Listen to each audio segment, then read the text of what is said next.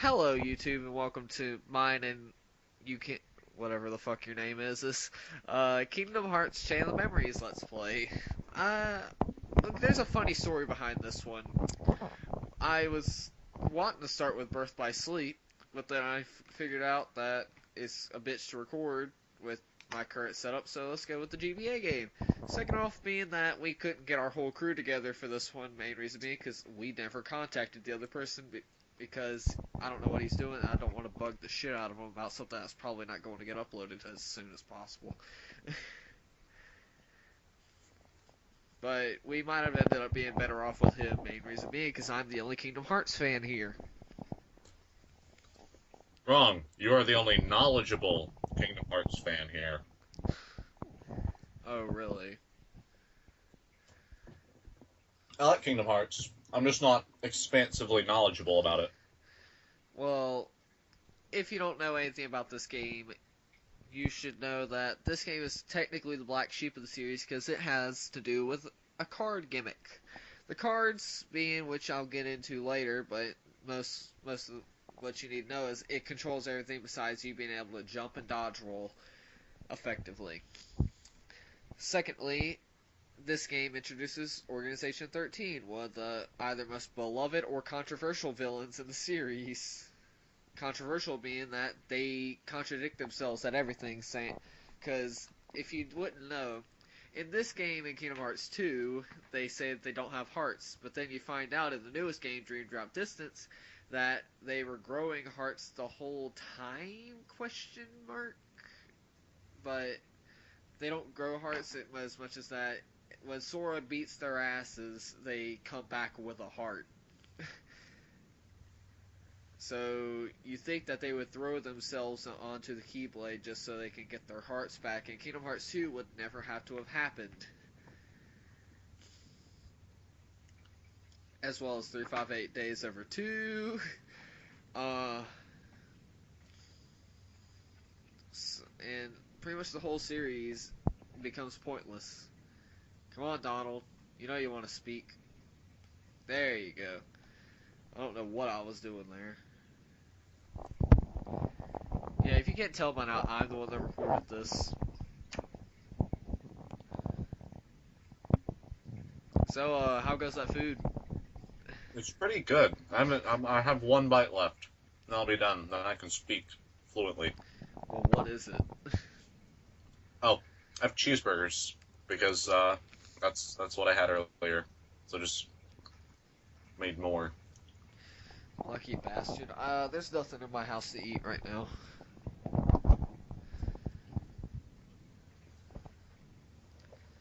Uh, like, this game, I love the gameplay of it, but the story, if you didn't know anything about it, would just be, it's just horrible because the only plot relevant thing is that Sora kills half the organization just about, and then he goes into stasis and it leads into Kingdom Hearts 2. Come on. There's a guy in black clothes and they were bending over. Where's the whips and chains? Well, they do. I don't see the gimp in it, but because they're not really wearing leather as much as it's just kind of like, what the fuck are they wearing? Because it's really shiny in another side, another story from Kingdom Hearts 1 and the trailers for 2, but it's like it doesn't look like any type of material that I've ever seen because it's really shiny and glossy in the rain. In the rain. Leather can be. It depends on how the light reflects on it. Well, it was pitch black and there was like neon lights going on, and it looked really fucking shiny. Yeah. But then in everything else, it doesn't look like anything that I've ever seen. I don't get what it could be made out of. Long story short, I bought one because Yeah. I love the organization's outfit, which is the nobody cloak. I love the nobody cloak, so I want one. I want that, and I want a keyblade that I could be like Roxas on like Halloween or something. So But explain to everybody how the battle system works. okay, Because you actually You actually have to conservatively use your shit. You actually really do. Alright, first thing you need to know, Keyblade cards are your attack cards. You want to keep as many of them in your hand as possible, just so you can actually have a have an attack to use. The number on them reflects how not how powerful they are, but how effective they are. You want to have a higher number than what your opponent's playing, so that you will actually be able to hit them and do damage. Because if they have a higher card than you, it'll break your card. If you have a lower number, your attack gets deflected, but not but it won't do you any damage, but they'll probably end up busting you in the mouth regardless. If you and then we get to the other types of cards. There are friend cards, which are green. Friend cards effectively mean that you get to summon one of your friends for that world. In Traverse Town, it's Donald and Goofy. In the other worlds, it'll be Donald, Goofy, as well as as your companion for that world. So let's say we go to Agrabah, you'll have Aladdin. If you go to Hollow Bastion, you'll have the Beast from Beauty and the Beast. There are also magic cards, which are the many types of magic that you could have gotten in Kingdom Hearts 1. Arrow, Gravity, Fire, Blizzard, And Frostbolt from Hearthstone. yeah, sure. Oh yeah, I forgot Thunder. If you have multiple of that same type of card, you can make a slate or a sleight, which for sleight of hand. Slights can be used with attack cards, and you can combine attack cards with magic cards as well as another type of card to be able to, and it'll stack the amount of numbers for that, and you can make a devastating attack. If you know a sleight, if Sora has learned a sleight, you can use that, and it'll use a special attack for you. You can use Thunder, Thundara, Thundaga, and so on and so forth for the other types of magics. Every other suffix possible. Yeah. There's there are also item cards, which are potions and ethers, and potions will refill your health. I've never used an ether, so I wouldn't know what the fuck they do. You also have another type of card. If you press select, you can change the type of card that you're using, which is change the category.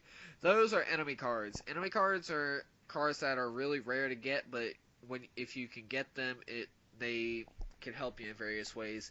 They don't use any. They use CP in the menu, but once you equip them, they're there and they don't use up any type of thing. Basically, the only enemy card that really matters is Barrel Spider, Jafar, and that's about it. Jafar makes it to where you can't have your cards broken by an attack, and Barrel Spider shortens the amount of time that it takes to load up your cards again. Basically, whenever you run out of cards, you'll have to reload them, and Barrel Spider makes it to where you won't have to wait on the animation to finish to have them reloaded, so you can keep attacking. In the beginning of the game, when you level up, you're gonna want to keep going for CP. This is card points, so it means that you can equip more cards to your deck and not have to worry about so much about reloading all the time, and thus gimping your time to defend. Now that I'm out of breath, Frankie, will you please say something? Those look like chimes from Pokemon. Chimecho. Oh, Chimecho? Yeah. What about Chingling? You don't like Chingling? I like Chingling, but I like Chimecho better. Why? Because the anime and James had one? Not because of that. I just like Chimecho better. Chimecho's adorable. It is. Chimecho is kawaii. Okay, now that I see another type of card, it means that I'm going on the same tangent. Those are map cards. Map cards can affect how the room that you're about to go in, the layout of it, as well as what happens in it. It can not only affect the layout, it can affect what type of heartless appear. It can also affect how effective your cards are, as well as their cards. You can gimp their cards to make it to where they have less than 5 attack each, or you can make it to where your friends will drop more often.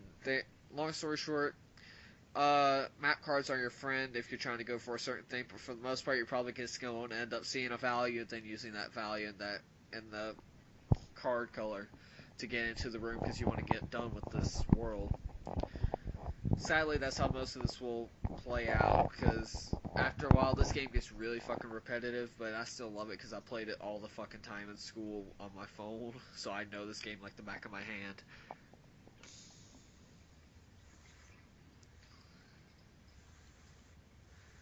You must provide payment to pass through this. Pretty much. Pretty much. The doors are like bill collectors you don't like. It's like the IRS. Yeah. Bitch, it's like the count. Bitch, where is my money? You've been late 3 times. I've been counting. How many times must I smack you before you get this late? One, One, two, two two smacks. smacks. Ah, ah, ah. Alright, now we see Squall from Final Fantasy VIII. The plot of this world can basically sum up to I know you, I know you, I know you, you know me, I know you. And that's basically it, because Sora doesn't get the fucking hint that these worlds are made from his mind, like Zim, like, I don't remember who it is at the beginning. I think it's Marluxia says at the beginning. The only reason that you would know that is if you played Rechain and heard his voice. I don't know their voices that much. I'm not that big of a nerd.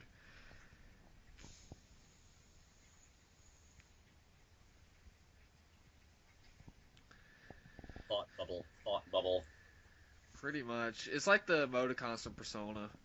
Like, thought bubble. uh... Yeah.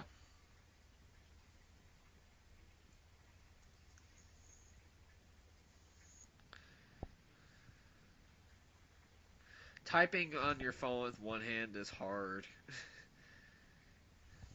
I'll do this later. I'll text girl later.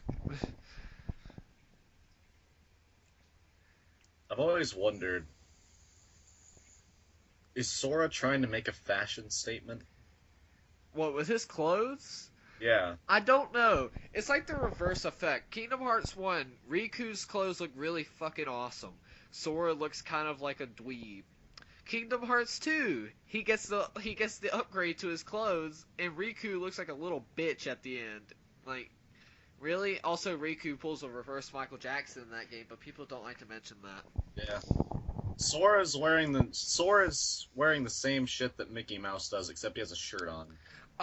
That's actually has to do with the development. Yeah. Mickey was supposed to be the protagonist for these games, except they changed it to Sora because of licensing. Square Enix wanted Donald to actually be the protagonist, but Disney wanted Mickey to be the protagonist. So they changed it to a new character, and they took the design that they had for Mickey in beta and put it on Sora. So Sora's wearing Mickey's clothes. Oh. Well, they made a great fucking character that everybody loves, so I mean. Hey, I like Sora. It's just that he's a fucking idiot. I don't know which one's stupider, Roxas or Sora. Roxas Roxas has the stupidest shit to say. Shall we bring up 358 Days Over 2? At the end, when he's holding his best friend when she's dying, his only thought that goes through his mind is, who else am I gonna eat ice cream with? Like, you just killed her, and you're worried more about who you're gonna have ice cream with. You gotta get your priorities straight, bro.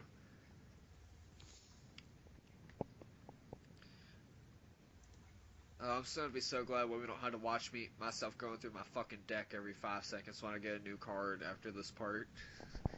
Yeah. Go through that door. You must provide payment to enter this door. Like, I know that Castle Oblivion was made to fuck with you, but why in the hell did they think that was a good idea? You know, my first time playing Chain of Memories, I got stuck because I couldn't figure out how the fucking door system worked. Yeah. Well. I'm sitting there at first block, ignoring what the teacher's saying, playing Chain of Memories, and I'm having a decent enough time. And then I get to my first door, and I'm like, wait, what the fuck am I supposed to do? Yeah. And and thus I didn't pick it up again until after I played through not Final Fantasy, Kingdom Hearts 1 and 2, and wanted to find out what happened with this game. See, I played this game on my computer second time, and I just like I was having to find enough time until I got to fucking Vexen, which we'll see later on in this playthrough because he's a bitch. Vexen has the most annoying attack pattern. Main reason being he has a big ass shield and he likes to rush you. And I couldn't beat him, and I kind of stopped playing it for a while. Then I came back to it and I kicked his ass, and then I got stuck on Riku right after it. And yeah, later on the bosses are gonna be a bitch, so you can pray for me that I'll Yep. have a bit easier time with it. As long as you have Jafar. Yeah, I didn't know the might of Jafar at that point. All I knew was Cloud Card. Like, Cloud will be your best friend. If you get Omni Slash early on in the game, like I did this one playthrough, you will never have to fight again. Because you know what Omni Slash does? Whenever you have a summon out, Sora can't be hit unless they counter your card. So with Omni Slash, that means you have 3 Cloud cards, which are the most powerful summonings in the game, and you get them fairly early on. And after you get one of a card, you start to be able to find them in the overworld. So I got lucky and got 3 Cloud cards early game, and I just used Omni Slash on everything once I had the CP to do it. Thought bubble, thought bubble. Yeah, ellipses. Wow, you're channeling your character from 8. Speaking of Final Fantasy VIII, I honestly think that one of Squall's ellipses has more character in it than Lightning ever did in 13. Cause fuck 13.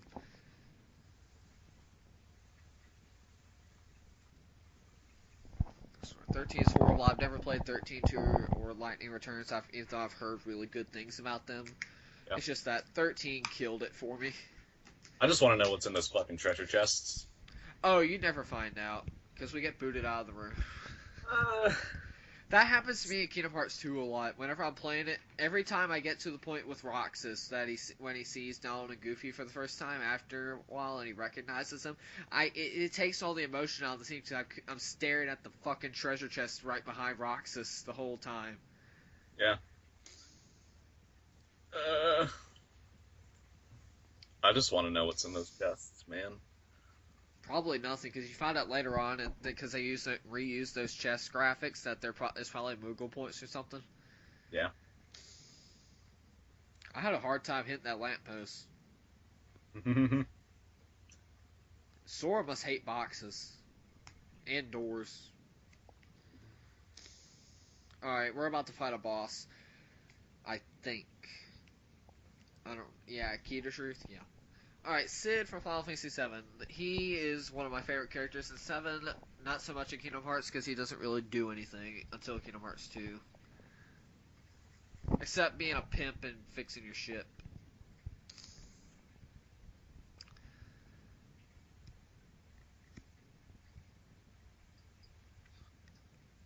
Why do they not question where the fuck they are? Like, I know they're memories, but, like, shouldn't they be even slightly, like, self-aware? This is Traverse Town. They were all here in Kingdom Hearts 1.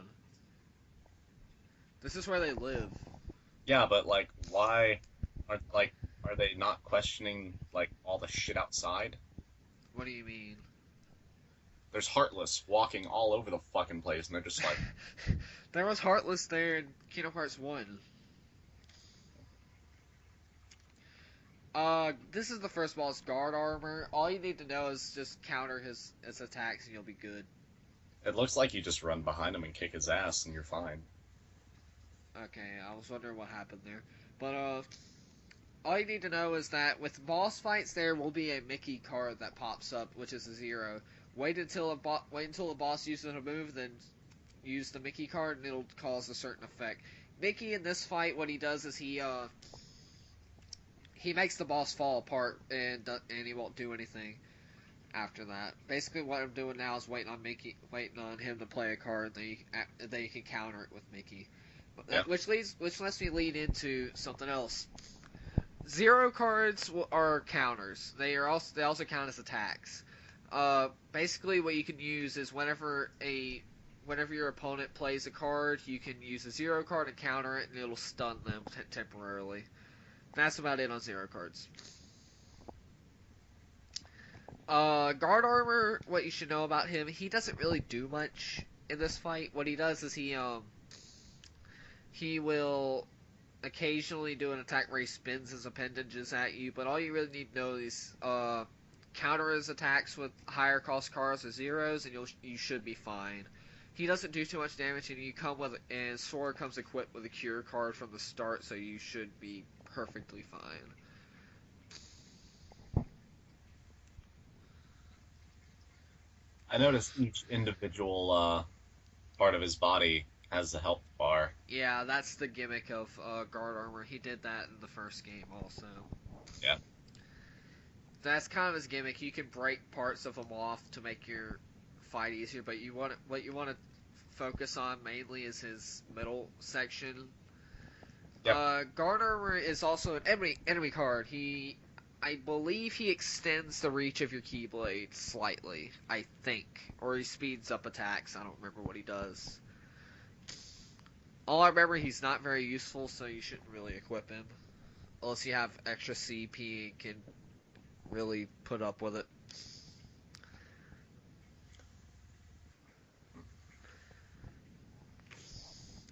Uh, and the game contradicts itself right here because Aerith comes back and it's like, I know who you are, or something like that, and then she disappears. Which leads into the fact that this game's plot sucks because Nowara can't write.